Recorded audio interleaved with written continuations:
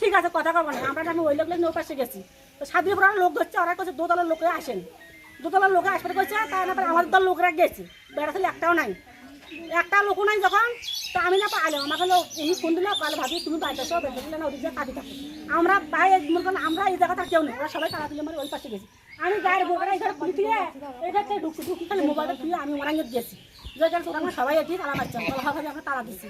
তা আমি না তালা দিয়ে আসবো, ঘরের দরজাটা খোলাই আছে, আমি এই পাশে আসি গরুর ছেলেটা দেবো, এর মধ্যে ওরা গাছ গেড়ে আসছে, তো ওরা করে কেউ কথা কর না, ওরা গাছ গেড়ে যায় নিষিদ্ধ করা আছে, কেউ জান না, যায়ও নাই, সবাই তো সাত দিন সবাই সরসার করে গেল, তার মধ্যে আমি আর কি করলাম, এরকম ডাকে নিয়ে যে আমি খালি ওরা করে কেউ বাড়ান না, আমি খালি আসি আমি ঘরের ছেলেটা দেওয়ার মতো আমি খালি গলির দেওয়ার কথা গেছি, মানে ওরা গাছ গেড়ে ওরা সঙ্গে সাবল দিয়ে আর মনে করেন হাঁচিয়ে দিয়ে, মানে সমানে ডাঙ্গাডাঙ্গি শুরু করছে, বাড়িঘর ভাঙা শুরু করছে, তা কইলে তোরা গাছ গাড়বেন, গাছে গাড়ো, তারপর ডাঙ্গা ভাঙা ভাঙা করেন কৃষক, জমি পাবে আমার জমি, আপনার বাড়িঘর ভাঙলো একে মনে করেন আমি করে জরুরি হলে শ্বশুর বাড়ির ধোবাডাঙ্গার লোক কয়েছেন, ধোবাডাঙ্গার মহিলা পুরুষ নিয়েছে, আবার হলো সাধারণ মানুষ পায় না, ধোবাডাঙ্গা থেকে লোক নিয়েছে, আবার হলো ফকিরপাড়া থেকে লোক নিয়েছে, শ্বশুরবাড়ি থেকে নিয়েছিল, এখানে স্থানীয় ভাবে কে কে ছিল? স্থানীয় কেউ নাই, সব হলো ধোবাডাঙ্গা, সব বাইরের লোক? হ্যাঁ সব বাইরের লোক, স্থানীয় খালি 5 জন কি কি নাম? নাম আছে জৌরুল, সাদেকুল, শহীদুল, কম্পান, আজাদ, মহিলারাও লাগি গেছে। আচ্ছা, আপনাদের এই যে বাড়িঘর যে ভাঙচুর হওয়ার পরে আপনাদের ক্ষতি কি কি ক্ষতি কি করেছে আমার আর বললাম তো, আমার কাছে 20 মণ ধান বেচছি, আমার ছেলে প্রতিদিন 20,000 টাকা দিয়ে গেছে, আমার ছেলে হাত কান আছে, হাত আর কান,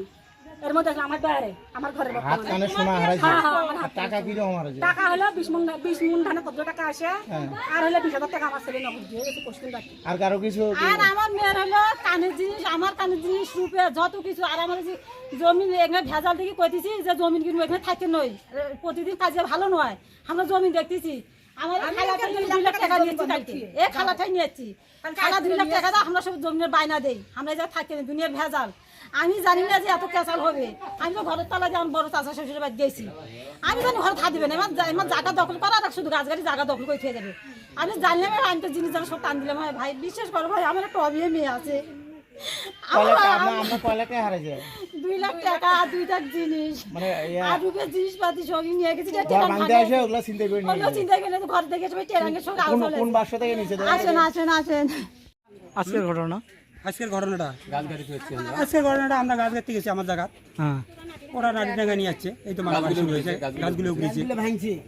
একটা গাছ 40টা গাছ গাছছে, ওখানে 40টা গাছ ওরা সম্পূর্ণ ভাঙি ফেলেছে,